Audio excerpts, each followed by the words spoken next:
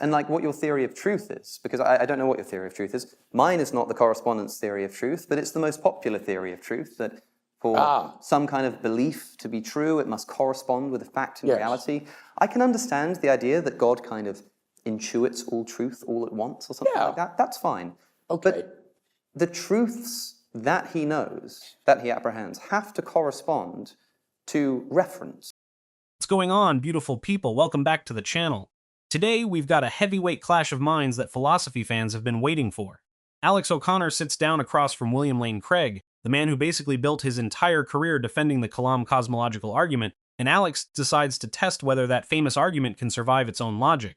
What starts as a polite chat about infinity slowly turns into Alex quietly backing one of the sharpest apologists alive into a corner built out of his own theology. Trust me, you do not want to click away early on this one, because the best moment lands when you least expect it and the reaction afterward says it all. Before we get rolling, drop a comment and let me know exactly where in the world you're tuning in from. I genuinely love seeing how far this little community reaches. Alright, enough from me, let's get into it. Okay, well I think the key word here is conceptually, Alex. Even if it is true that the set of events that will happen is actually infinite, the point is that the series of events, the concrete series of events in time, is not and never will be actually infinite. It is always finite and always increasing. And the reason for that is that from any event you number and start going forward, for any number n plus 1 is always a finite number. So if you were to try to instantiate that set of future events in reality, one member at a time, all you would do would be to generate a series that is potentially infinite, but you would never be able to instantiate all the members of that set. But the same is true of the past. If you were to instantiate past days one by one and keep going, you could go on potentially infinitely. The point is that if the only thing that exists is the present, and we start counting into the future one by one, then yes, that's a potential infinite. Now look, I agree with you that the set of past events cannot be instantiated one member at a time. That's the Zeno's argument. But it is instantiated in reality. But the point is that if it can't go backwards, why can it go forwards? If the present is all that exists. Well, I understand on the B theory. Your question, the answer would be because this is the nature of temporal becoming.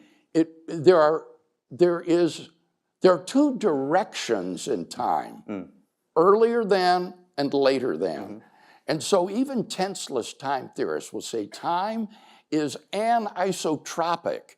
That is to say, it's not the same in all directions. There are two directions in time, and they are not the same. Yes. But time is not only anisotropic, it's asymmetric, in that there is one unique direction of temporal becoming, and that is later than. When an event occurs, the next event that occurs will always be after it, not before it.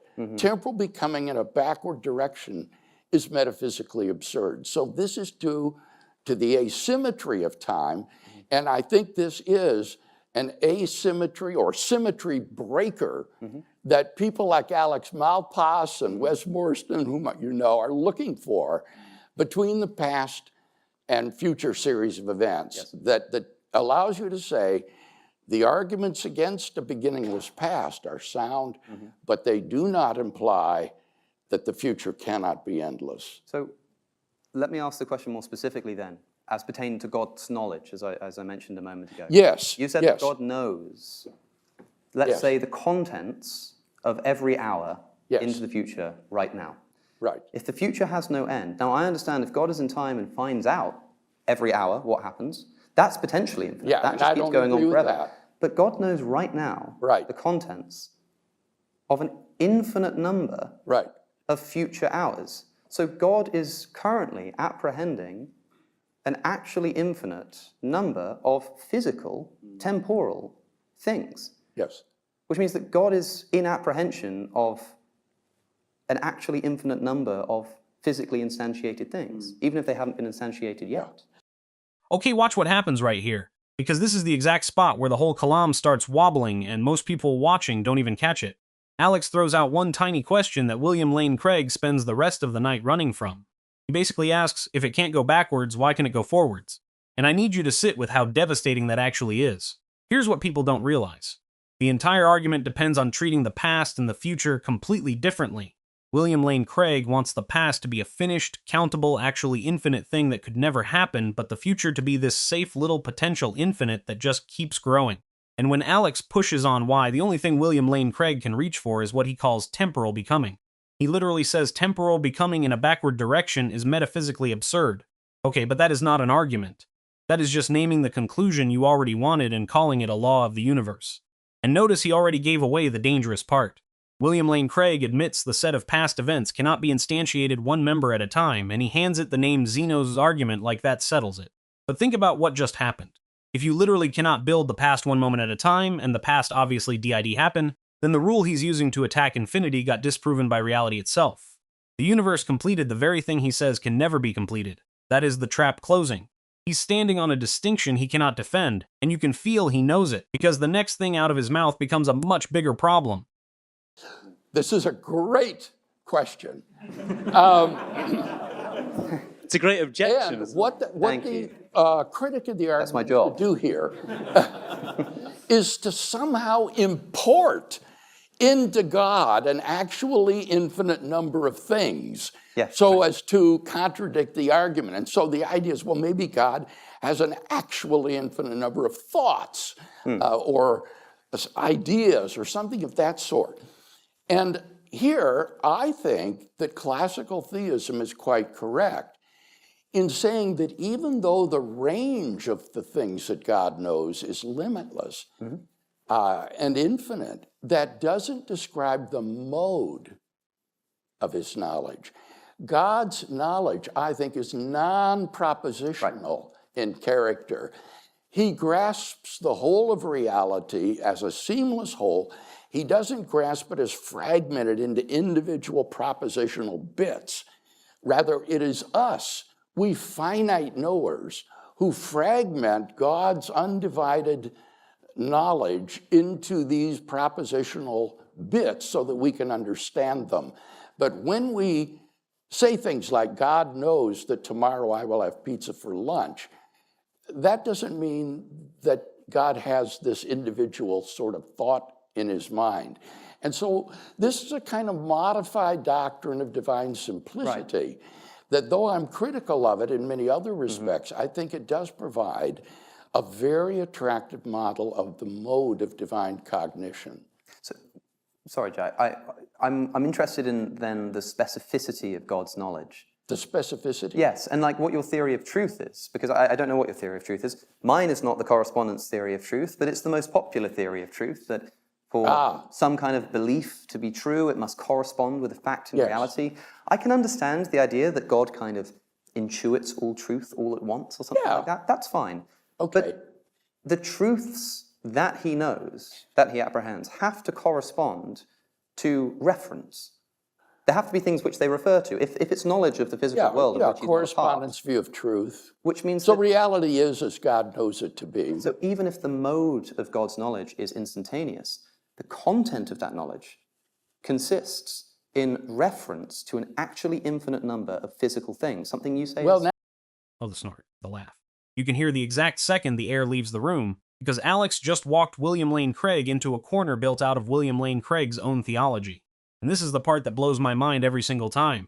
Follow the logic because it's clean. Alex points out that God knows right now the contents of an infinite number of future hours, which means God is currently apprehending an actually infinite number of physical temporal things. Read that again. The exact thing William Lane Craig spent the whole night telling us is impossible, an actual infinite of real things, is already sitting fully formed inside the mind of the God he's defending. You don't get to say infinity can't exist and then build your entire worldview on a being who holds all of it at once. And here's the tell. William Lane Craig says it himself. He calls it a great question, a great objection. When the most pushed apologist alive stops to compliment the objection, that is not graciousness. That is a man buying time. So what does he grab for? He suddenly decides God's knowledge is non-propositional in character, that God grasps the whole of reality as a seamless whole. Then he draws a line and says the range of what God knows is limitless and infinite, But that doesn't describe the mode of his knowledge. You have to understand what just happened. He invented a brand new distinction on the spot, range versus mode, purely so the infinite could be real but somehow not count. That is not a rebuttal. That is relabeling the problem and hoping nobody notices it's the same problem wearing a different coat. Now you're not importing these into God's mind. It sounds to me like you're wanting to have an actually infinite number of propositions that God knows. And here again, I would say that that describes the range of God's knowledge, but not the mode of his knowledge. And as an anti-Platonist, I don't think the propositions exist. Yeah, well, I think they're just ideas that we have in our minds, but there isn't any such thing as the proposition Alex O'Connor is British that's out there. But there is such thing as an hour, in your view.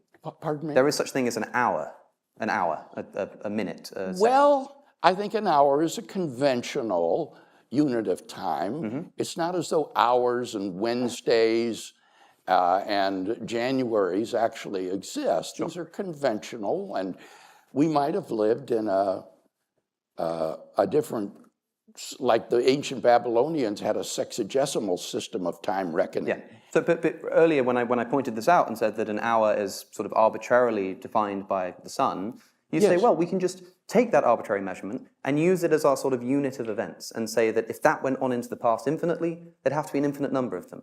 And of course, if they go infinitely into the future, there would have to be an infinite number of them. But that's okay because they continue to obtain. Well, it's a potential. Okay, now but God knows the concept of hours right now. Let's go back to what I said. With respect to these past intervals, even though the interval we select is conventional, the number of those intervals that have occurred up to now has to be actually infinite. It cannot be finite. But the number of those hours that occur later than any event, if temporal becoming is real, right, is always finite and always increasing. Infinity is a limit which is endlessly approached but never arrived at. And the sign of this kind of infinity is the lazy 8 or lemniscate that's used in calculus. And in that case, as I said, even if we concede that the set of all events that will happen has an actually infinite number of members, the point is that if you try to instantiate that one member at a time in reality, all you get is a concrete, potentially infinite series of events. I'm really enjoying this, and I want you to be able to respond. And this is where it gets almost funny, because William Lane Craig escapes one corner by sprinting straight into another. To dodge the infinite propositions problem, he announces that as an anti-Platonist, he doesn't think the propositions exist. Cute. But Alex shuts the door instantly, because if the propositions don't exist out there, fine, then what is God's knowledge actually attached to? The physical events themselves. You do not escape an infinite number of real things by deleting the little labels we stuck on them. Then comes the move I want everyone to catch. Cornered on what an hour even is, William Lane Craig says an hour is a conventional unit of time. And he's right, which is exactly the problem for him. Here's a genuinely cool piece of history. The reason we slice time into 60s at all, 60 minutes, 60 seconds, traces back to the ancient Babylonians and their base 60 counting system thousands of years ago. There is nothing sacred or built into the cosmos about an hour. W made it up. Now watch what Alex does with that, because it's surgical. If an hour is just a human convention, then William Lane Craig cannot suddenly treat past hours as a hard, countable, actually infinite collection of real objects. He insists the number of those intervals that have occurred up to now has to be actually infinite. It cannot be finite. You cannot have it both ways. Either the units are real enough to count into a forbidden infinity, or they are conventions we invented, and the whole counting game is something WE imposed, not something baked into the universe. And here's what most people miss about this entire exchange.